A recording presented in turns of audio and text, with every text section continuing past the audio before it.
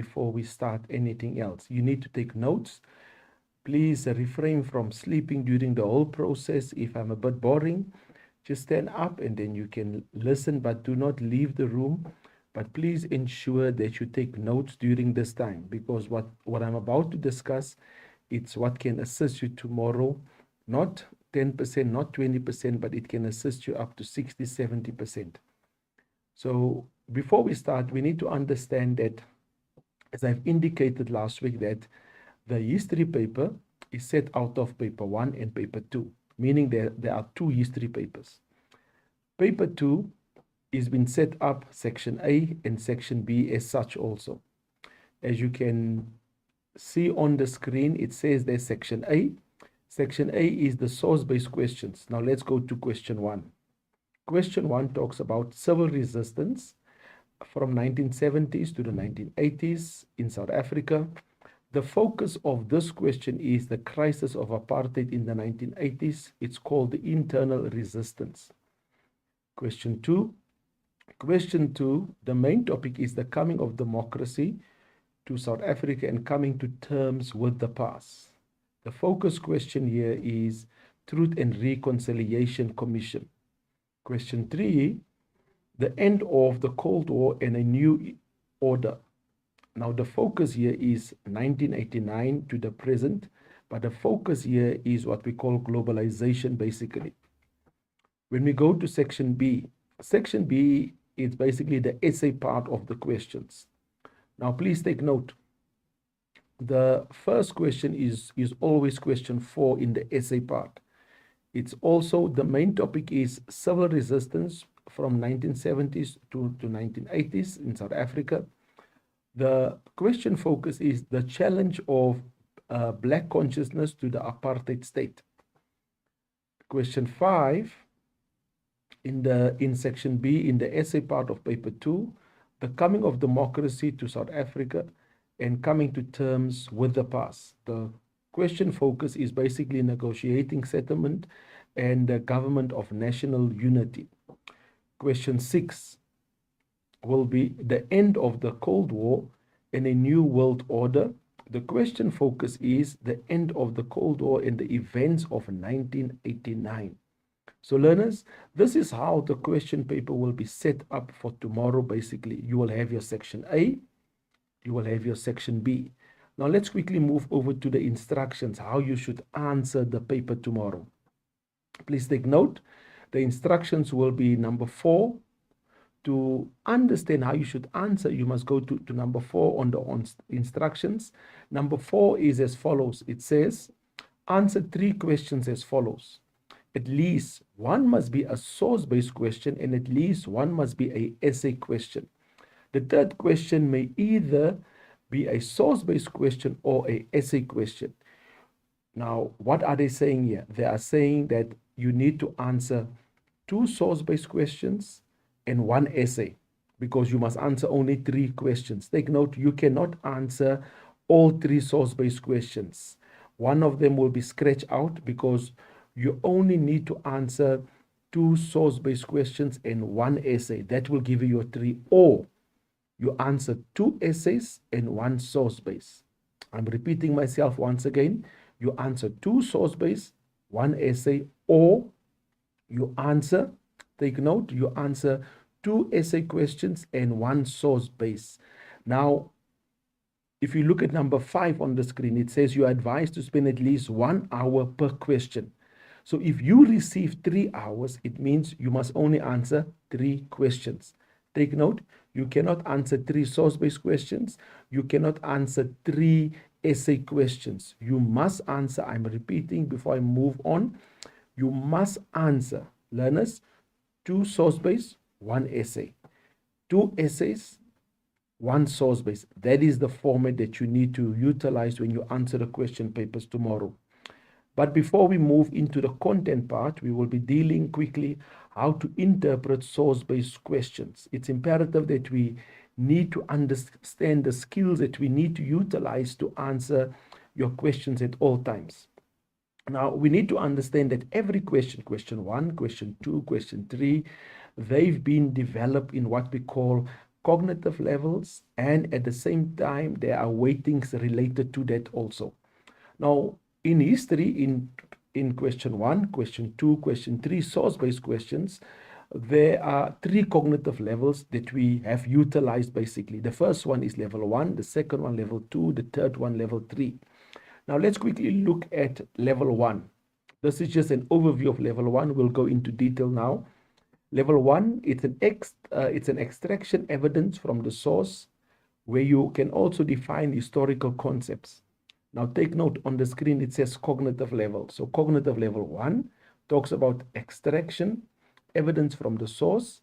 It also talks about define historical concepts. Now the second one talks about historical skills. The historical skills is what I've mentioned now, extraction and define. Those are what we call historical skills. Then weighting of questions. Please take note that the weighting will be 14 marks tomorrow and 30%. Level 2 is the cognitive level. Take note, level 1 is the cognitive level, level 2 is the cognitive level. Now we move into the historical skill. What is the historical skill that we need to know pertaining to level 2 questions? The first one, interpretation of evidence from the sources, explain information gathered from the sources, analyze evidence from the sources. The weighting, the mark will be 20 marks and the weighting will be 40%. Let's move over to level 3. Level 3 is the cognitive level that we're talking about. What are the historical skills? The historical skills are as follows. You need to interpret, evaluate evidence from the sources, engage with the sources, usefulness, reliability, bias and limitations, and compare, contrast, and the paragraph question at large also. Now, when we look at the mark allocation, tomorrow it will be 16 marks and the weighting will be basically 30% at large also. So this is only an overview pertaining to the 3 different levels that you will be confronted with in question 1, question 2, question 3, source-based tomorrow. Now let's move into level 1 in a bit more detail. Level 1 questions require you to extract information from the sources and define historical concepts. These questions normally carry, take note, normally carry a maximum of 1 times 1, 2 times 1, 1 times 2, 3 times 1. So when we say 3 times 1, we'll move into the detail now. When the number is in front, what does it mean? When the number is it's at the back. But that is the maximum of marks it carries normally. The question verbs for level 1 questions are as follows. It means list, quote, identify, or name. Now, typical level 1 questions are as follows. What information in the source tells you about the particular topic that you're dealing with? Quote 2 reasons from the source. What do you understand by the term? According to the source. So these are what we call typical level 1 questions that you will be exposed to in tomorrow's paper. Take note, you need to take note of what I'm talking about here because it could help you a lot tomorrow. Now let's quickly move into level 2 questions.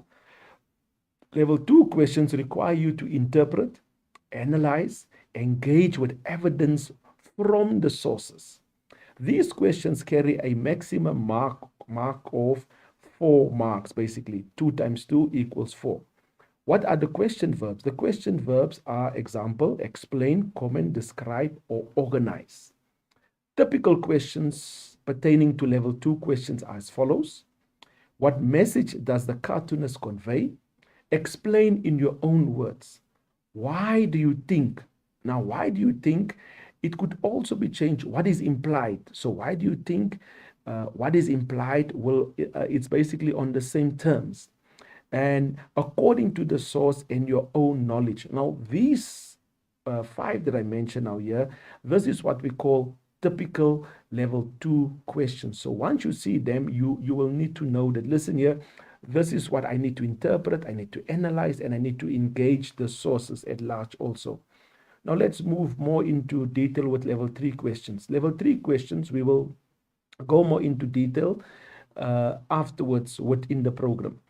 Level 3 questions require you to explain the different perspectives of sources. You must draw conclusions about, is the source reliable? Is the source useful? With regards to the limitations as such also.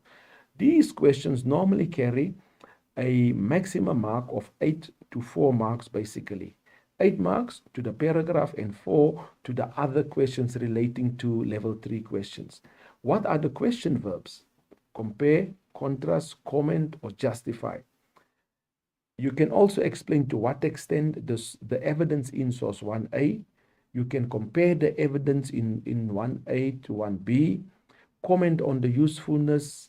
Now, comment on the usefulness could also be explain the usefulness. So they will ask you in one question, comment on the usefulness, but in the next question, they will ask you, explain the usefulness. So that type of question, we answer it in different ways, but we'll go more into detail as we go through the slides. Then comment on how reliable is the source, comment on the limitations of the source within the different sources. And then last one, you need to write a paragraph. That is also what we call a level 3 question as such also. Now let's quickly go to the mark allocation.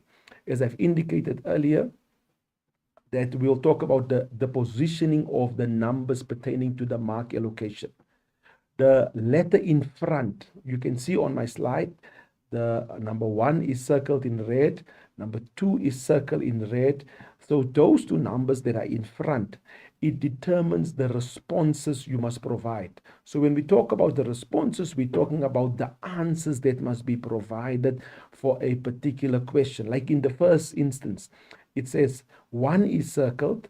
It says 1 is circled times 2 equals 2 marks. It means provide one answer for 2 marks. The second one, the first 2 is circled. It says 2 times 2 equals 4 marks.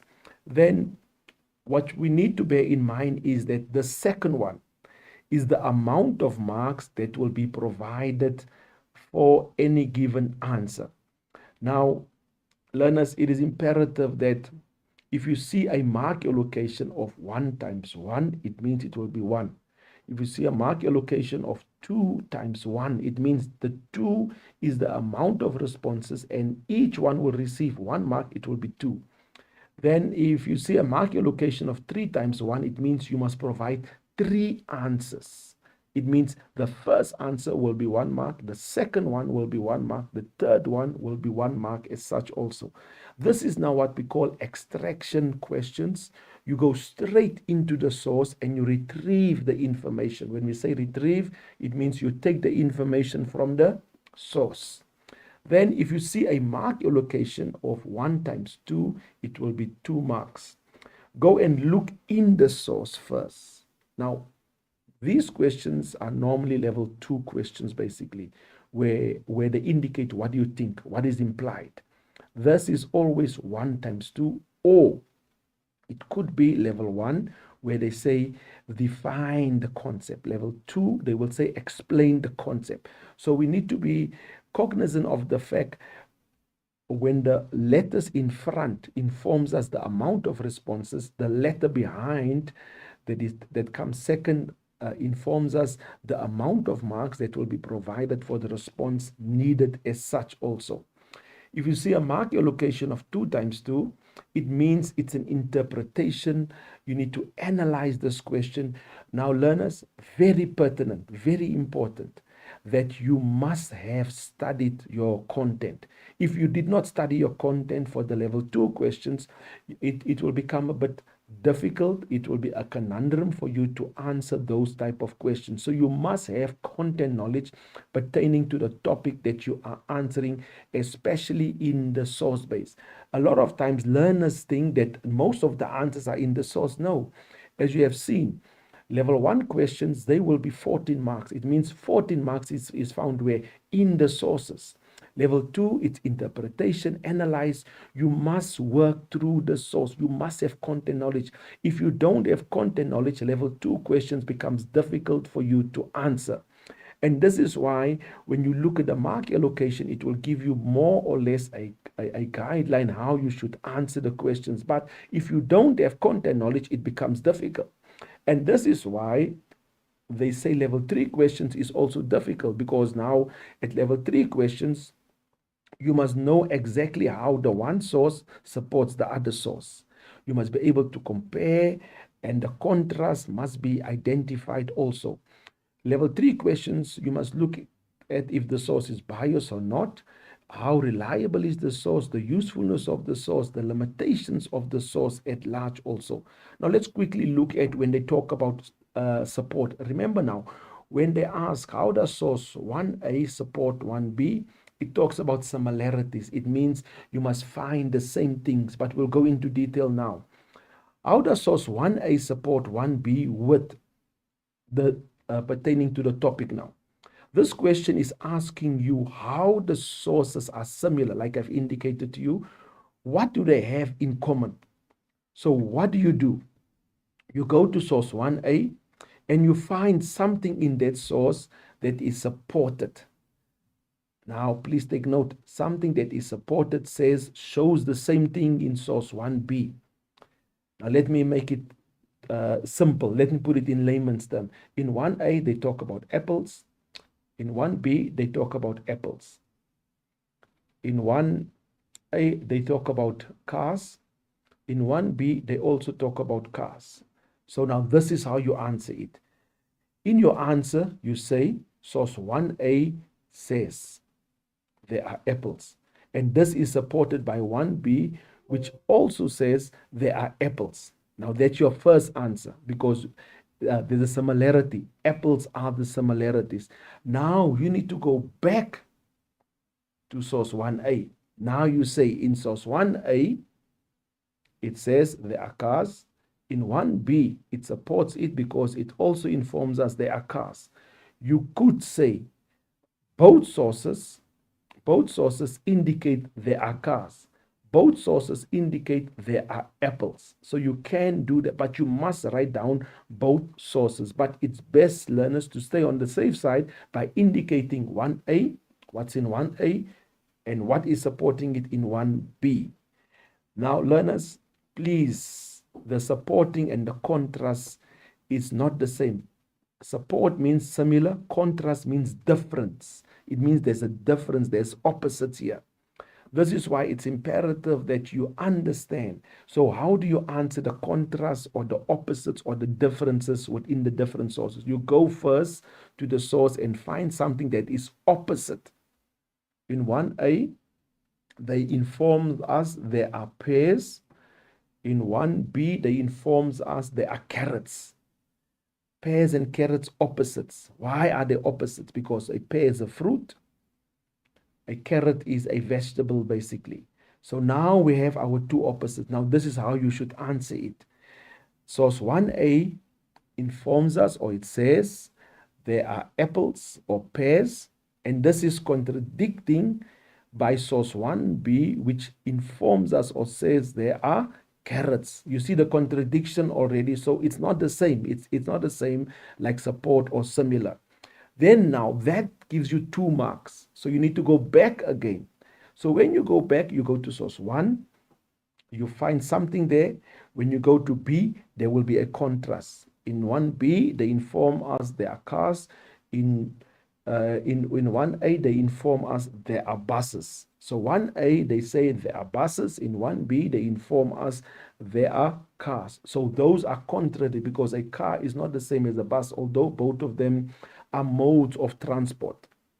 Then when we look at how biased is the source, all right, the source is always from one point of view. Take note, the source is always from one point of view. It's from one person, one country's opinion. We need to look at the thought and the feeling pertaining to this particular topic that is being given unto us. We must also look at how limited is the view of this source particularly, and we need to look at the motive of the words. Sometimes the words are put out in anger, sometimes it's put out in aggression. So we need to look at the mode, how they actually phrase the words within this particular source. Then we need to also look at how reliable is the source. Take note, they will ask you, comment on the reliability of a particular source. 2 questions comes to mind before you start answering. is the source accurate? So when we talk about is the source accurate, we talk about the date, we talk about the author, we talk about the people that were in that particular time frame, in that period, basically. If you answer yes, is it accurate? Is it trustable? Then, in order to make sure that the source is accurate, you need to know who wrote it, when was the source made, date now, why was it created, is the evidence in the source consistent with evidence from another source. So we need to understand that part as such also. So when we go to the usefulness of the source, it normally depends on the purpose of the source. Now take note, what is the source being used for? Very important. Is it relevant to my investigation pertaining to the question? Now, please take note before I continue. When it comes to usefulness, like I've indicated, the one question could ask comment on the usefulness. The other question could ask explain the usefulness. When they say comment on the usefulness, we normally go into the source. Meaning now we summarize the different paragraphs, we retrieve the main ideas from the different paragraphs that will inform us, because remember now, we need to comment on the usefulness of the source. What does that inform us? If they say comment on the usefulness of the source is already useful. So you don't need to indicate, listen here, the source is useful. You must just comment on the usefulness. When they say explain the usefulness, what do? Now you go and you look at who's the author, the date. It means now when we look at comment on how reliable is the source, we answer it the same as explain the usefulness as such also. Because when you look at how reliable is the source, you see now, this is what I'm saying when they say explain the usefulness, you go back and you look at how must I answer reliability. You need to look at, is the source accurate? Does it mean what it says? Can it be corroborated? When we say corroborated, it means can it be related back to the real incident that occurred in 1975, for instance? Who produced the source? Who was the author? Is the source viable, basically? So you need to focus on the message of the source, assess whether the information in the source can be used for the period event under discussion at that point in time. When we talk about the limitations, this kinds of questions, we need to look at the quality of the question. Very pertinent that we do that. So you will be looking at things like, is the source biased? How reliable is the source? And this will then point you to the direction how you should answer this particular question. For example, the source may be limited because it only presents one side or one point of view. It means the source is biased. It means the source is limited. Or it may be limited because the source is not accurate or consistent with other sources that has been presented prior to this one, which make the source now not reliable. Now let's go to the last question. This is always the last question in question 1, question 2, and question 3 also. We call this the paragraph question. Now learners, please take note. The paragraph question normally says, use the relevant sources and your own knowledge. So when it says use the relevant sources, it means not all sources will be able to answer the question.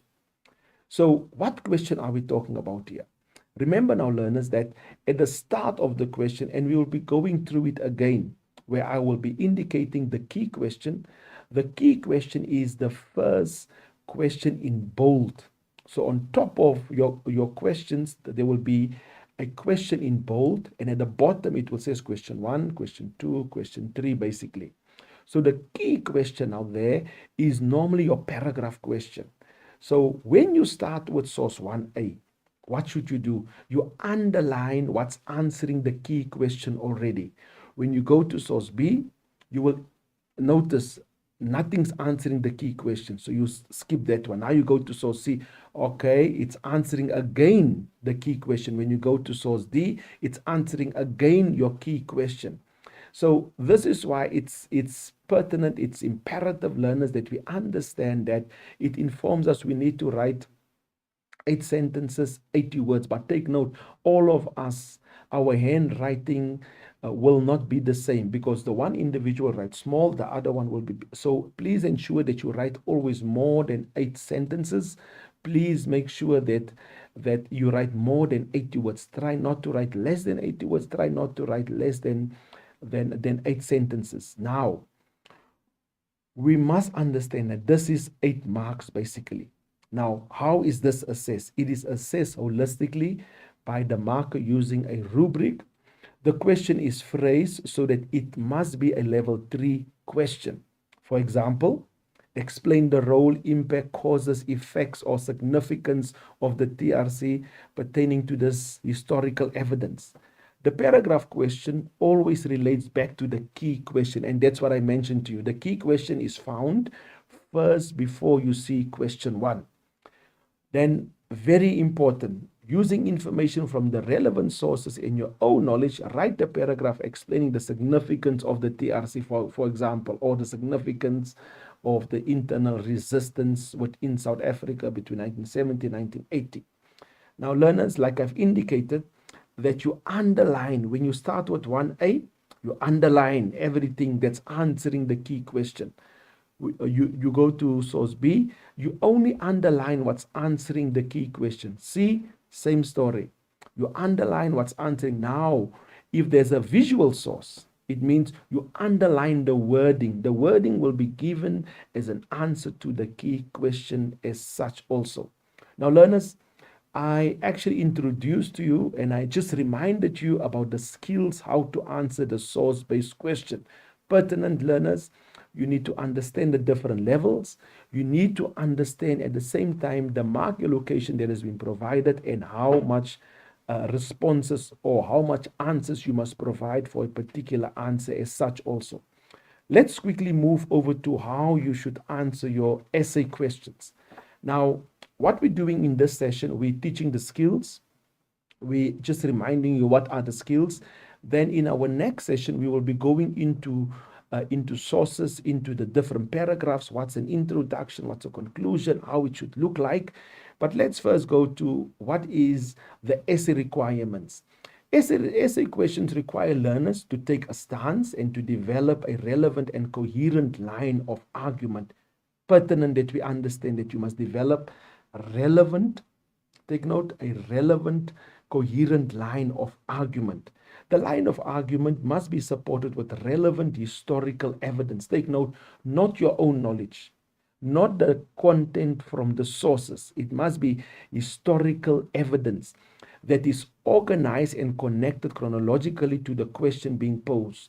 When we talk about chronological, we're talking about A, B, C, D. That is chronological. We do not find C first and then we find B. We find A, B, C. Remember, learners, that this is his story. It's a story that you are informing us. You must always start at a particular point, and that point in history is what we call the introduction. But before we move into the introduction, let me introduce you. There are 3 ways how essay questions are being posed at all times. This is not in chronological order. It means it will not be question 4, question 5, and question 6. The first one that we've got on our screen is critically discussed. It means you must look at both sides, the negatives and the positives. But how do you take your stance? One can approve, one can disapprove. Then, do you agree with the above statement? One can agree, one can disagree. Then the other way it can be phrased or posed unto you, explain to what extent. When they say explain to what extent, you start off your stance to a less or you start off to a greater extent. Yes, sometimes learners put to a larger extent. It's fine, it's acceptable, we will take it because we understand what you are trying to do. Now, when it comes to the introduction, it is important, learners, that the introduction must be clear to the person marking your script, basically. The first thing that you must understand is what is the direct response to the question. Remember now, what is the first thing you must do? You must take a stance. Then after taking a stance, you must have a reason why you took the stance. Now, where do we find our reasons? We find the reasons in the content. It means if you did not study your essay, it means that you will not be able to give a proper reason. And this is where a lot of learners lose marks, because their reason is not from the content. Their reason is from their own understanding. But your reason always comes from the content. And we will indicate to you how you should do it in our second session. Then the third one, the line of argument that is going to be followed in the rest of the essay. What are they saying? You need to inform us what you are going to write about. Now, that will be explained more in detail when we return after our break.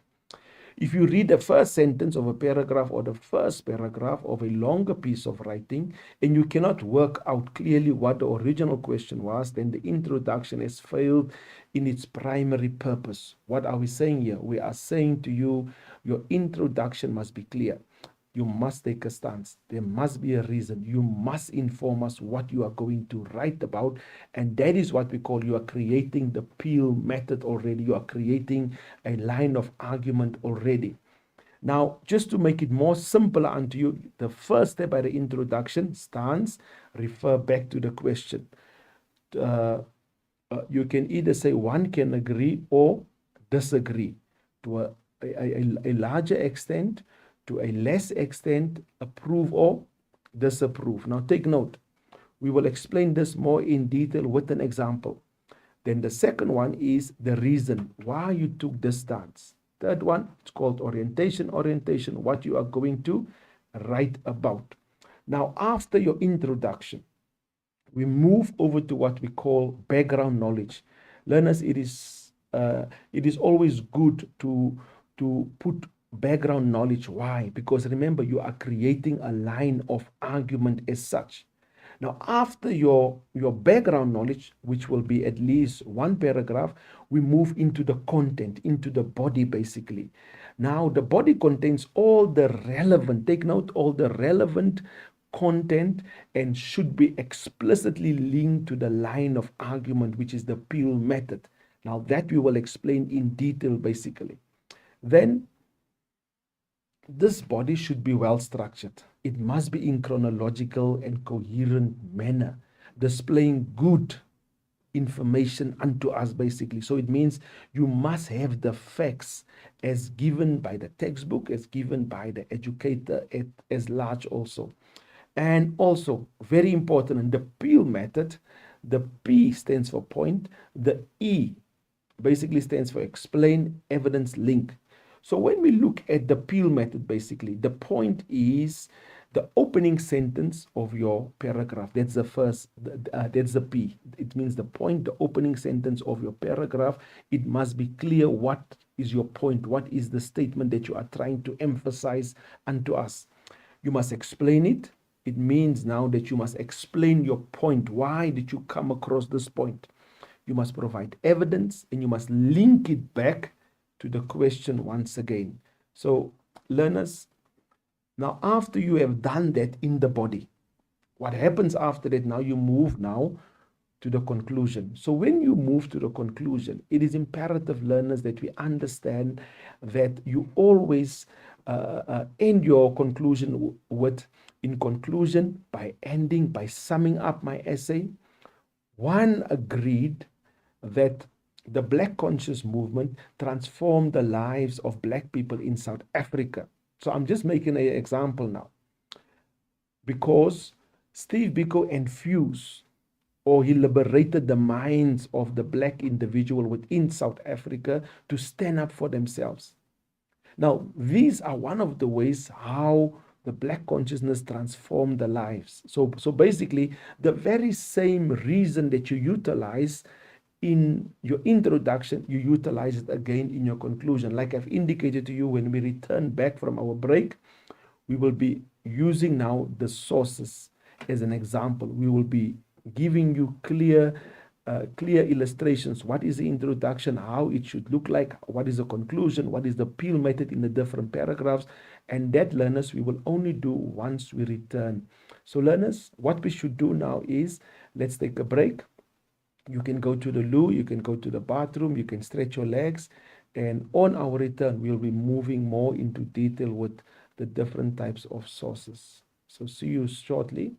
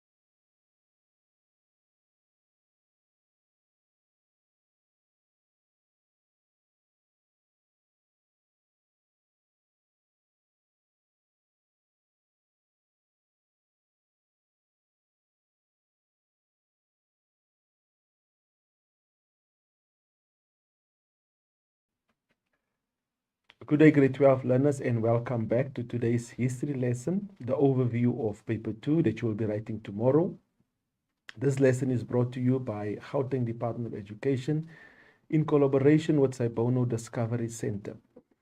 In our first session, we dealt with how to answer source-based questions. We were teaching you the skills and the methods that you should apply when answering the source-based questions. We also went about by explaining to you how to answer essay questions. We spoke about the introduction. We spoke about the background, knowledge paragraph. We spoke about the content pertaining. Now, please take note. When it comes to the content, it's not one paragraph. It could be 6, 7, 8, 9, sometimes 10 paragraphs, depending on your handwriting. Then we also explained to you that in each essay, there must be an introduction, background knowledge, which will be a minimum basically of one paragraph. Content will be different paragraphs, and a conclusion. That now finalizes a proper essay, which will result into 50 marks as such also.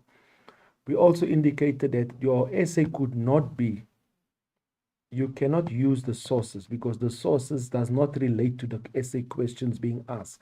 So learners, refrain from writing the sources as your essays. You will receive 0 out of 50 because you are not answering the questions. Then I also indicated when you come back, we will be looking at how you should answer. We will be using examples of questions, of sources, of essay questions, how you should answer.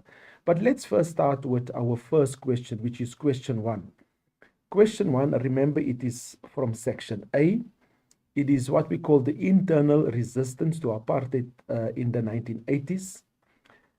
The first examination bullet that we should focus on is the government's attempts to reform apartheid, the 1982 Urban Bantu Authorities Act. Now, please take note, the Urban Black Authorities Act and the Urban Bantu Authorities Act is basically the same, basically. Then we will be focusing on the tricameral system. We'll talk about it now. We'll be talking about the internal resistance to the reforms of Botha, the growing power of the trade union movement from 1973, response to Botha's reforms, new methods of mobilization, labor's rolling mass action, roles of civics, UDF, mass democratic movement, and the end of conscription campaign and the black sachets. Now, what we did is we actually designed this clip for you in order to make it simple. So there was a crisis of apartheid in South Africa in the late 1970s. What we need to understand is that before Botha introduced the reforms, it was the Black Conscious Movement, which started in the late 1960s, that moved into the 1970s. So after Biko was killed and everything related to the Black Conscious Movement was banned, there was a new movement that came along. So meaning now, Botha knew that black people in general, they were now conscientized that they should stand up for their own rights. So by doing that, Botha had to come with reforms. So what did Botha say? Botha came along. Remember now, P.W. Botha was the leader. He was the prime minister in South Africa. Now, P.W. Botha was the last prime minister and the first president in South Africa. Now, what happened is he was the leader of the National Party, and they believe South Africa, there was a total onslaught on South Africa. Now, what did Botha do? Because of the total onslaught, he introduced what we call total strategy. Now, this total strategy, it was divided into 2 parts. The first part was a reform of apartheid. The second one was repressing the opposition at large. It means now, the reforms was what? The first reform that Botha introduced was the Urban Bantu Authorities Act. What was the Urban Bantu Authorities Act or the Urban Black Authorities Act? It was basically where they introduced a 99-year lease system to the people living in townships. Then, at the same time, he introduced what we call councillors. We are all familiar with the councillors within our different communities, but he introduced councillors within the different townships at large also. Then the second reform that he introduced in 1983, take note, the Urban Bantu Authorities Act was introduced in 1982. 1983, he introduced what would be called or classified as a tricameral parliament. Now, on the screen, you can clearly see the tricameral parliament. The top one is the House of Delegates, which represented the Indians. The middle one is the House of Representatives, which represented the so-called colored people. And the last one with the bigger portion is the House of Assembly, which was the white people. Now, the Indians and colored people, they were allowed in parliament, but they had no say in parliament. It means when it came to the voting part, they could not vote. They had no say. They were basically used as puppets, basically. Then what happened to the Zulu, Sotho, Speris, Indibeles? They were excluded. Why were they excluded? It is imperative, learners, that you understand why were blacks excluded at that point in time. Remember now that there was homelands, reserves, Zululand, Vendaland, Popo Botswana. Those is what we call Transkei, Ciskei. They were the homelands. It meant now that there was a policy that was introduced that, listen here, if you're Zulu, you must go and vote in Zululand. You are not allowed to vote within South Africa. If you're a Venda, you must go to Venda and you must vote within Venda, basically.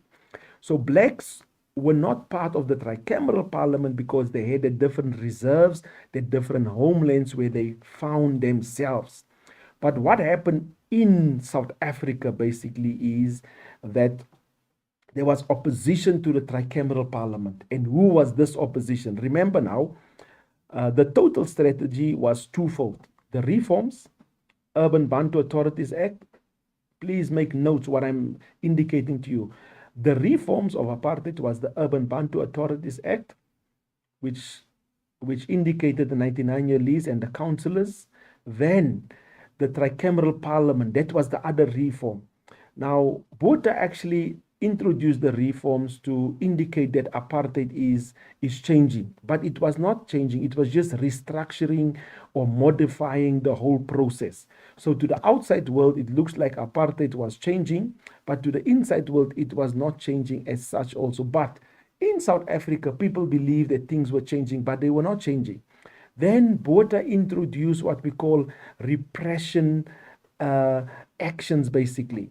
Now, the repression actions was basically against the opposition to the tricameral parliament. What was the first opposition to the tricameral parliament? It was called the United Democratic Front, abbreviated UDF. So the UDF, the main leaders, basically it was Dr. Reverend Ellen Busak, Dr. Frank Chakane, Reverend Frank Chakane, and Archbishop Desmond Tutu at that point. They were the front runners pertaining to the UDF, basically. And this was in opposition to what we call the tricameral parliament. Now, the UDF was very vocal because they were against the councillors within the different townships. And when it was time to vote, what happened is they used to have flyers that used to be distributed, and they used to call the people that became councillors puppets, because why? They were playing along with the tricameral system. And by using that, basically, the UDF became one of the strong oppositions against, take note, learners, against the tricameral parliament. But what happened, it was not only the UDF that was introduced, COSATU came along also. COSATU was introduced also. And through COSATU, through the UDF, the civics also came to the forefront also. Now, the civics, basically, they were basically in the different communities where you found yourself in different townships. Then at the same time, we basically had the churches, like Frank Chakane, like Archbishop Desmond Tutu, basically. Now, these people were part of the church's movement that stood up against the system of apartheid that did not change within South Africa. Then we spoke about the end of conscription also. This was against the reforms of Botha, meaning now, what was the conscription? The conscription was basically, if you were a white male and you were in grade 12. They would come to your school, leave a letter indicating next year John must go to Oudtshoorn. He must start and he must actually become a soldier and he needs to do service for 2 years. So the end conscription was against that when you are in grade 12 and you are white and you are a male, that you must go to the army basically. Then we need to understand that later onwards, that the UDF was banned. And when the UDF was banned, the name actually changed to the Mass Democratic Movement. Remember, the same people that initiated the UDF, they became now what we call the Mass Democratic Movement. But learners, where does the internal resistance start? It starts after the Black Conscious Movement was banned, basically. Then Botha said South Africa has got a total onslaught. Total onslaught on what? From communism and inside the country also. So what did he do? He introduced total strategies, two of them: reform apartheid, repression against opposition, basically. So who were the opposition? UDF, COSATU, Mass Democratic Movement, the churches, the civics, and conscription. These were what we call the opposition to the apartheid system, to the reforms that was introduced. So what was the repression action implemented by the National Party? It was called the state of emergency. Take note, state of emergency means clearly that the civilians are a threat to the country or to the government. What does the government do? They send out the army, and the army protects the government against the threat of the civilians. That is what we call a state of emergency. When we talk about the road to democracy, you will see the state of emergency will come forward again. So learners, that is what we call now the content or the core of the content that was just highlighted to you pertaining to the internal resistance that you need to know. So let's quickly go to a source that was provided for us for question 1. You can see it says there, question 1, source 1A. We'll be reading the entire source, and then you will be seeing how we will be answering the different sources. Now, learners, please take note. When you answer a source-based question, the first answer is normally found within the first 4 lines. Then it follows. Your first answer will never be in the middle or at the end of the source. It will always be in the first 4 lines, and then the answers of the different questions will just follow after each other. Now let's quickly read the source. The source below explains the reasons why P.W. Botha, President of the Republic of South Africa, introduced reforms in 1983.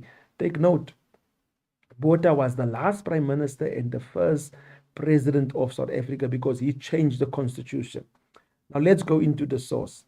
In early 1983, Botha attempted to ease the mounting pressures on the country by introducing some piecemeal reforms to the apartheid policy without relinquishing, means giving up, white minority control. He scrapped what he called outdated and unnecessary apartheid status or laws, such as the outlawing of mixed marriages and sex across color line, to present a new image of reformist change to the world. It almost succeeded. The Western powers, ever eager to read the South African situation optimistically, it means positively, were deceived for a time into believing that Botha was really dismantling apartheid. But on a closer examination, when Botha unveiled constitutional changes, he intended making it become clear what he had in mind was not reform, but rather a reformulation, restructuring of apartheid. Please take note, restructuring of apartheid. He sent out his plan to establish a tricameral parliament in which the mixed race, colored and Indian minorities would have separate chambers to legislate their own affairs, while the existing much larger white-only House of Assembly would deal with both white issues and the nation's general affairs. The huge black majority, meanwhile, would get nothing beyond the right to vote in their remote tribal Bantustans. Take note, The tribal Bantustans were classified as the reserves, as the homelands. And the municipal councillors would run their separate black townships in so-called white South Africa. But even these urban councils were not autonomous, it means free. The, the legislation enabled the white minister to remove members, appointed others, or dismiss the whole council and appoint a new one. It meant that the black councils had to implement government policy rather than be responsive to the electorates. Now let's quickly go to the questions being posed here. If we look at the first question, the question is, name two apartheid statutes, means laws, in the source that P.W. Botha scrapped while introducing reforms to the apartheid policy. Now, if I can recall, if I can go back to the source, I have noticed in the fourth line, the answer was there. Because, take note now, it says, name two apartheid statutes. It means laws in the source. So where do I find my answer? It's an extraction. I go in the source. What level is it? Level 1. So now the answer provided here says mixed marriages and sex across the color line. So look at the mark allocation now. Let's look at the skills that we taught earlier. Look at the mark allocation. There's a 2 first, and it says 2 times 1. It means provide 2 answers. One answer will receive 1 mark, and if you provide both answers, you will automatically get 2 marks because you provided you have provided both. If you only provide 1 answer, you will only get 1 mark because it says 2 times 1. Now let's go to the second question. The second question is explain what is implied by the statement. What he, P.W. Botha, had in mind was not reform, but rather a reformulation or restructuring of apartheid. Now look at this. This is what we call an interpretation question. Remember earlier we said 1 times 2. Those type of questions is what we normally say. You imply what do you think. Imply means what do you think is the statement informing you. Now when we look at the answer here, the answer says interpretation of evidence. Now let's look at the first answer. P.W. Botha's intention was not to dismantle apartheid, but to reinforce, revamp, renew, restructure it in a different way. Now, part of the answer is found in the source, but you had to restructure the sentence to provide this answer. Now, let's look at the second answer provided. P.W. Botha's intention was to ensure that the white minority would retain their political power. Now we can see when it comes to the second one, we must have studied the content. Now let's go to the third answer. P.W. Botha wanted to create the impression that the minority groups were included in the power-sharing government. Who were the minority groups? The Coloureds and the Indians. Let's go to the fourth answer. P.W. Botha's intended changes were cosmetic, as whites would still deal with white issues and also have a say in the majority of the country's issues. Let's go to the last one. P.W. Botha wanted apartheid to look less discrimination to the outside world, basically. So he wanted to say, listen, we're not discriminating anymore because things are changing. So learners, this is a level 1 question and a level 2 question. So you can look at how the question was basically answered. Let's go to the next question. The next question says 1.1.3, define the term tricameral parliament in your own words. Remember now, define the term, level 1. Explain the concept, level 2. Now let's look at the answer that's provided here. It says now remember now, your definitions are not in the sources. Your answers for definitions are not in the sources. You must have studied your concepts, your definitions at large. Now let's look at the answer quickly. The tricameral parliament was a 3-chamber parliament for white, colored, and Indian representatives, while Africans were excluded. Now that is the basic definition for the tricameral parliament. Or it could be like this. The tricameral parliament had 3 separate chambers where colored and Indian representatives were made to believe they could oversee their own affairs while whites dealt with the affairs of the entire country as such also. Tricameral parliament could also be that there were three chambers: a chamber for whites, chamber for coloreds, chamber for Indians, basically. Now let's go to the next question. The next question, 1.1.4, using the information in the source and your own knowledge, explain why you think the black majority was excluded from the new legislation. Now, once again, you must have content knowledge. Why were black people not included in the tricameral parliament? When we talk about black people, we talk about Zulus, Sutus, Pedis, Indebeles, Tswanas, Sutus, those other people that are classified as black people. Now, let's go to the answer quickly. It must be interpretation. You must know the content knowledge here. Let's look at the first answer. It says, provision was made for them to vote in the Bantustans. It means homelands, municipal, local elections. The National Party granted them political rights in their homelands, basically. If you're Zulu, you had to go to Zululand and vote in Zululand. Then the second answer that you can provide, remember now, it says 2 times 2. So the second answer that you can provide is, if included, they would outvote the white voters who were in the minority. What is this answer saying? That blacks were in the majority and whites were in the minority. If included, they would change the apartheid laws and address the inequalities within the country. Africans would not be able to fight for their rights if they are excluded. To protect white privileges, to weaken resistance against apartheid. These answers have been given, but remember now, it says 2 times 2. It means now, basically, from the 6 that has been provided, you can actually select only 2 of those answers, because it says, now please remember now, these answers are not in the source. This is what we talked about earlier when we say you must have studied your content. Now let's go to the next question. The next question, 1.1.5, identify 4 legislative powers in the source that the white minister had over black urban councils. Remember, extraction.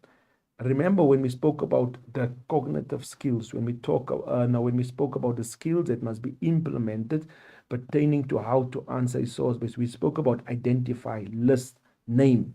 Now here we need to go to the source and we need to read the source again thoroughly.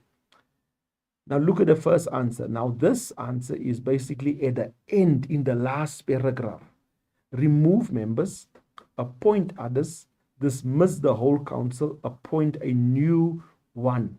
Now, we have basically provided 4 answers extracted from the source. Extracted means remove from the source. When we look at the mark allocation, it says 4 times 1. It means provide 4 answers. One of them will be 1 mark each. If you only provide, take note learners, if you only provide 1 answer, you will only get 1 mark. Let's move to our next topic, which is question 2, basically. It's called the Truth and Reconciliation Commission. Now, very important, we need to understand what was the Truth and Reconciliation all about. And this will be your question 2 tomorrow. This was a court-like body assembled in South Africa after the end of apartheid under the leadership of Archbishop Desmond Tutu. Archbishop Desmond Tutu was the chairperson. Alex Bowring was the vice chairperson, basically. And they were asked by President Nelson Mandela to lead the Truth and Reconciliation Commission, abbreviated TRC. What was the aim of this thing? Anybody who felt that he had been the victim of violence could come forward and be heard at the TRC. It means, like the first point mentioned, it was a court-like. Then the perpetrators of violence could also give public testimony and request amnesty from prosecution. Let me just stop there. If you applied, take note, if you applied, about more than 21,000 people applied to be heard by the TRC, but only 7,000 applicants were actually allowed to be heard. From the 7,000, just under basically 1,700 people receive amnesty. Take note, from 21,000, only 7,000. From the 7,000, 1,700 receive amnesty. So there was a whole process that you had to follow. The TRC was divided into three different committees. Now, you had to go through the three different committees, basically, in order to complete the whole process of the TRC. This is why the TRC was a crucial component for the change, the transition to full democracy in South Africa. Why? Because people had wounds within them, because family members were killed innocently, and that had to be dealt with. Take note, it was a public forum and procedures were broadcast on TV, so it was live basically. It is despite the flaws generally seen as a success. Now that's the question that comes along. Was this a success or not a success? The TRC was seen as most people indicated it was not a success. Why? Because most people were not satisfied with answers that was provided. Now, how is this question posed? This question is generally posed with what we call case studies.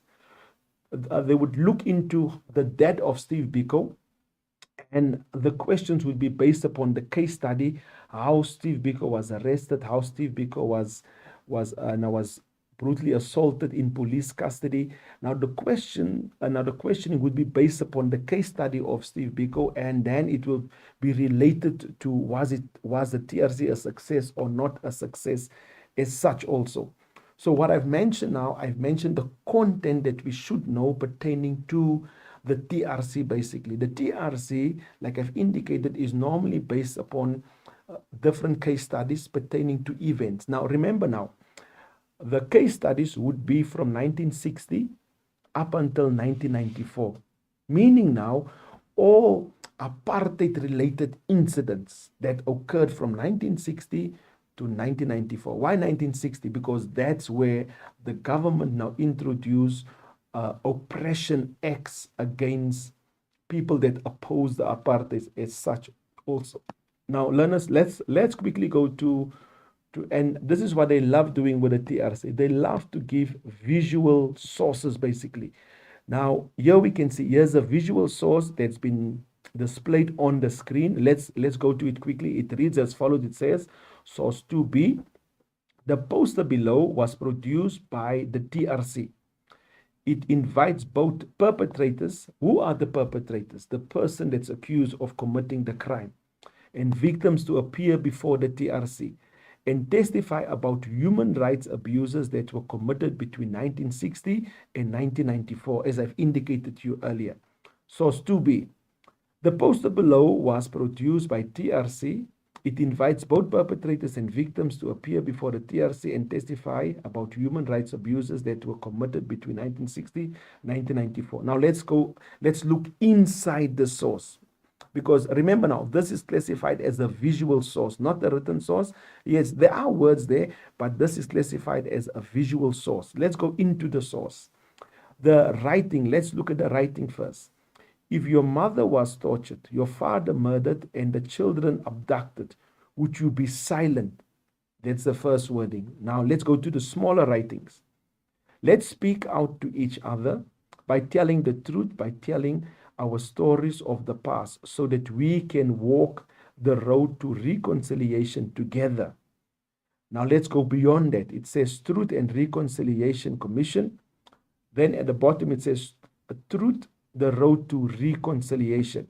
Now let's quickly go to the questioning being posed to this visual source. When we look at 2.2.1, why did the TRC decide to produce this poster? Look at the mark your location, 2 times 1. Again, it's an interpretation. The answer is not there. Why was it produced? Let's look at the first answer. It says to encourage, appeal, to invite people, victims and perpetrators to come forward and tell their stories of human rights abuses. The second part, to establish a record of human rights atrocities committed during the apartheid regime. Third one, to provide an opportunity for victims to come forward to voice out the nature and extent of harm they had suffered so that they could be compensated and their dignity restored. To show that the government was committed to healing the wounds from atrocities committed during apartheid, to foster reconciliation between perpetrators and victims in South Africa, to make people aware of the work of the TRC. Learners, we only need one answer, but there are various answers because it means you must have studied the content. Why the TRC? So it means you must be doing more reading to actually understand what was the TRC all about. Now let's go to the second one here. The second question, 2.2.2, comment on why you think the TRC used the words, if your mother was tortured, father murdered, would you be silent, on the poster in the context of the TRC hearing. Take note, in the context of the TRC hearing. So you cannot use it outside the context of the TRC hearing. It must relate to what transpired pertaining to the TRC hearing. Now let's go to the first answer. Remember now, this is a level 2 question. It's an interpretation of evidence. The answer is to encourage victims not to remain silent from any human rights abuses committed to his or her family members, mom and dad, family members. Murder, abduction, and torture were regarded as human rights abuses that the TRC wanted to expose. Third answer, victims of human rights abuses like murder and torture should not be silenced and suffer in silence. To encourage victims of gross human rights violation to come forward and tell their stories at the TRC. By speaking out, seeking the truth, victims can find closure at large. Government wanted to ensure that such human rights abuses do not happen again. Then it says here, government wanted to ensure that human rights abuse doesn't happen again. It is to invoke empathy by sharing their stories. Let's go to the next question pertaining to the source, to the visual source. Explain the term reconciliation in the context of the TRC. So learners, here we come again now. You need to study your concepts. You must know your concepts. Remember now, they could ask you maybe tomorrow, explain the term amnesty. Explain the term perpetrator, explain the term victim. So you must know your concepts at large. But let's get to the answer of what is reconciliation. The state of affairs in which victims and perpetrators of human rights abuses would live in peace and harmony.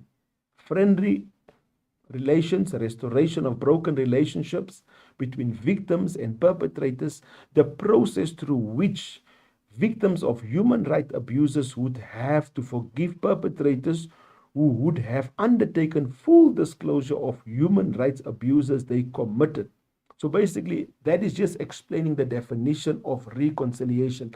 Like indicated, it could be amnesty tomorrow. It could be perpetrators. It could be victims. So you need to study all your concepts pertaining to the TRC, basically. Then let's quickly go to the paragraph question here. The paragraph question 2.6, using the information in the relevant sources and your own knowledge, write a paragraph of about 8 lines. Take note, we spoke about 8 lines, 80 words, explaining how the Truth and Reconciliation Commission dealt with the murder of political activist Griffith Mzingi. Now, learners, please take note that it's a paragraph. Take note how we actually wrote this paragraph.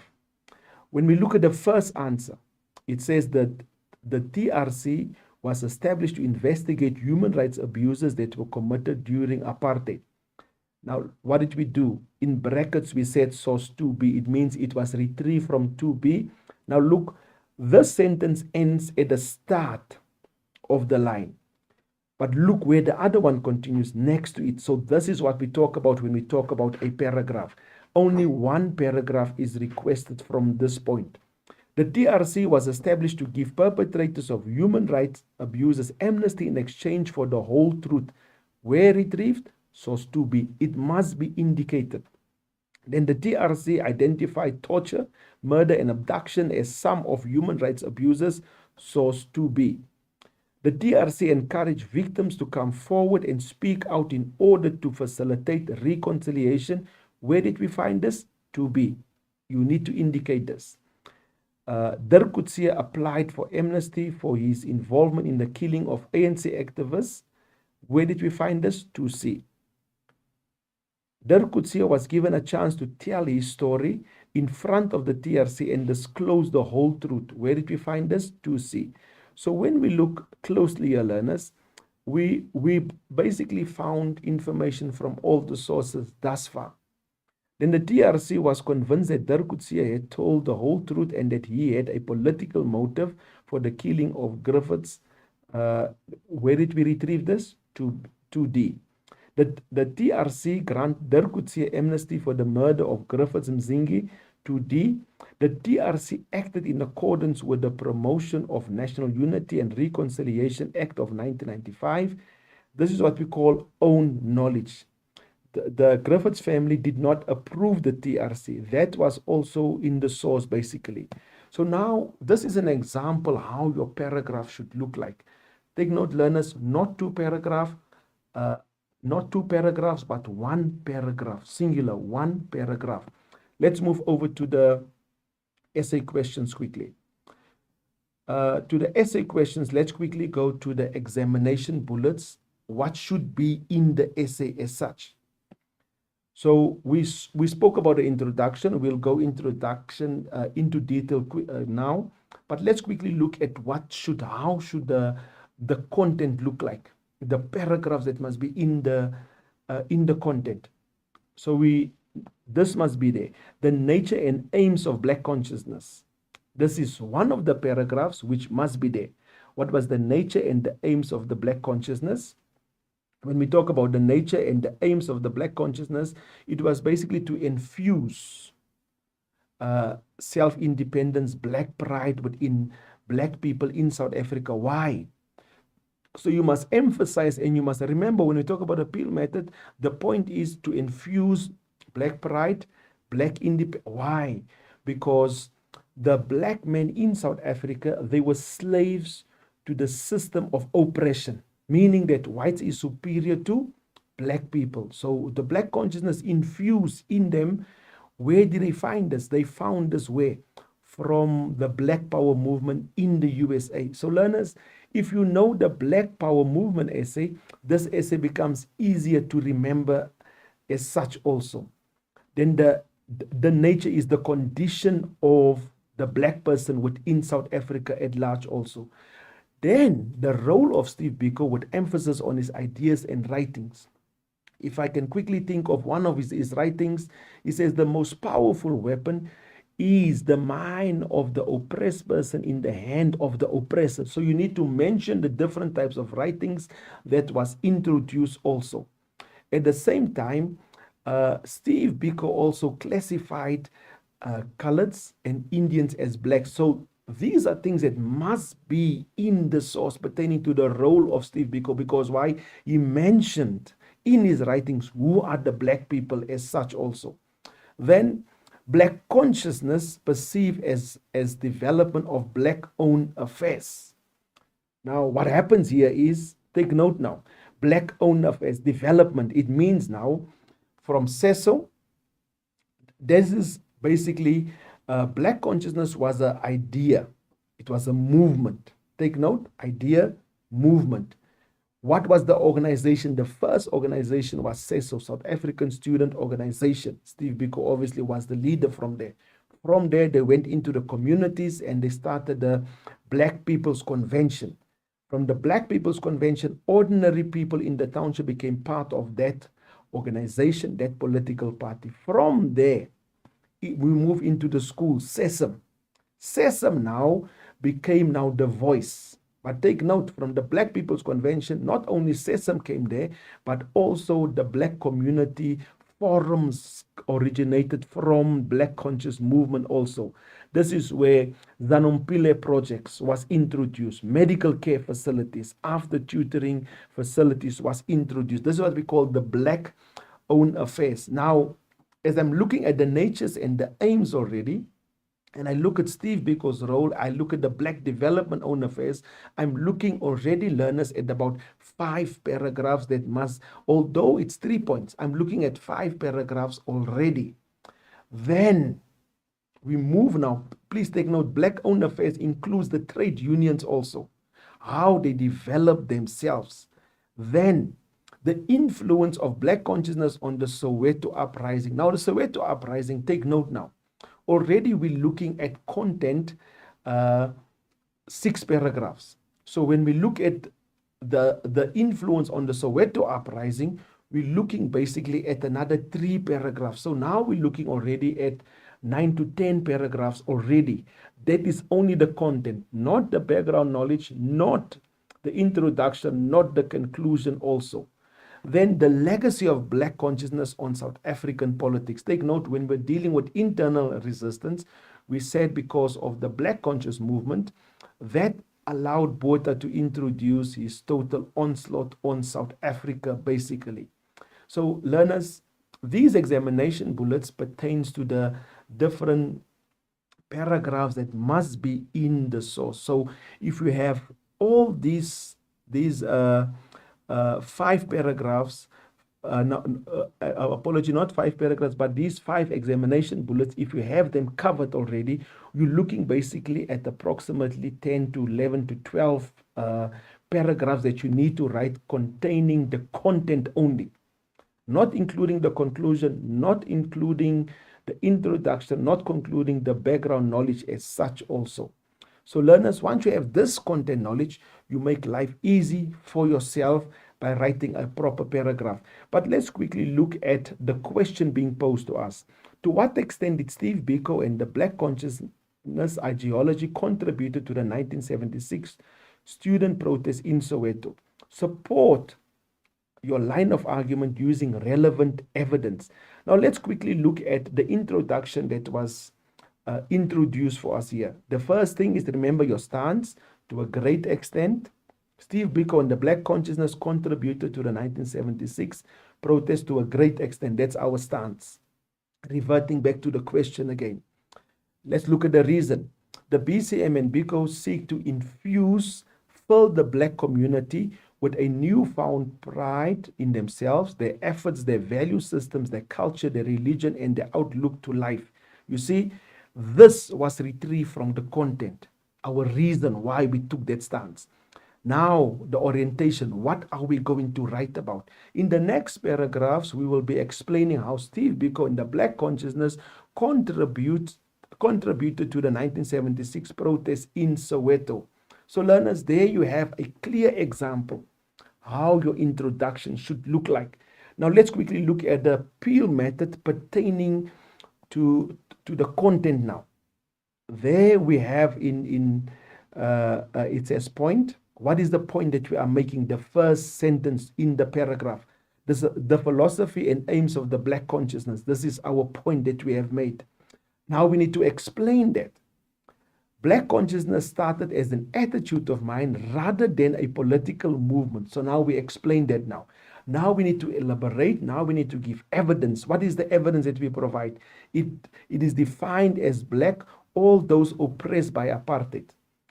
BC aimed to raise black confidence to bring about liberation, promote black pride, black identity in black culture and in black history, challenge white liberals. Now, remember now, the EL, we must link it now back to our point that we have made. It contributed in promoting black unity. It means that was the aim basically. So the aim was to promote black unity, that they need to stand up for themselves. Now let's move to the conclusion, an example of the conclusion of the same question. Now, remember what I indicated to you earlier. I said you must indicate that you are finishing off your essay by using words like in conclusion, by tying up, by ending. So look at how we actually formulated this conclusion. In conclusion to my essay, I indicated to a greater extent how Biko and the black conscious ideology contributed to the 1976 protest in Soweto. Then we indicated basically that how black people, how black students were influenced by CESO, how they were infused. Take note, we use the word infused by by the Black conscious movement at large also. Now look at the last sentence. The Black unity instilled in Black students resulted in the Soweto protests. So learners, here we've given you a brief example how to write a proper introduction, how to utilize the peel method, and how to write a proper conclusion. But let's quickly go to the next question, which is question 5 at large also. The coming of democracy in South Africa. This will be basically classified as question 5. Beginning of negotiations. Take note. This essay starts basically when we talk about the background knowledge, we talk about when Mandela was released from prison, basically. So where does the content start? The content starts in 1990, pertaining basically Groote. This is where we normally start, at Groote. But remember now, your background knowledge will include how Mandela was released by F.W. de Klerk and who was released at that point in time also. At the same time, when we talk about the beginning of negotiations, we always normally start with the Groote. Now, please take note, you must mention who was at Groote. ANC under the leadership of Nelson Mandela, National Party under the leadership of F.W. de Klerk. What was the aim? What did they talk about basically? They spoke about the indemnity of political prisoners. What was the outcome of that? They signed the Groote Minute. You need to identify the people that was involved. That refers to leadership. You need to indicate why did they meet. You need to indicate what was the outcome. Then after that, remember now that after that there were violence, then Pretoria Minute. Then after Pretoria Minute, learners, it is imperative that we understand. You need to, like I indicated, who was involved. What did they talk about? What was the outcome? Then after that, we move to Kodesa 1. After Kodesa 1, we talk about the referendum. After the referendum, we talk about Kodesa 2. We talk about the Boy Patong massacre. Then we talk about the rest, the record of understanding. Then Joe Slovo comes in with a sunset clause. Then after Joe Slovo comes in with a sunset clause, then the assassination of Chris Hani. All that I'm doing is I'm just highlighting what should be in the road to democracy, which is question 5, basically, not question 6, but question 5, basically. Then at the same time, we need to talk about the ongoing violence, the AWB. We need to talk about the resistance of the homeland leaders that refuse to be part of the new democratic South Africa. Then we end off our essay where we talk about how the ANC won the first democratic elections in South Africa. Learners, we spoke about question 1, question 2, content-wise, how you should answer it. We also spoke about question 4 and question 5 that will be in the examination tomorrow. We've highlighted the content that you need to know for your different essays. Learners, once you have done that, please revise, go through your work again as you're sitting, work through old question papers, ensure that you know exactly how to answer the paragraph question, how to answer the compare question, how to write a proper introduction, how to write a proper conclusion as such. Please, learners, we have given you an example how a paragraph should be utilized within a peel method format also. Learners, I would like to say thank you for joining us today. And we hope that you will study. We hope that you will prepare yourself properly and enjoy the rest of the week and ensure that you know your work at all times. And see you next time. Bye.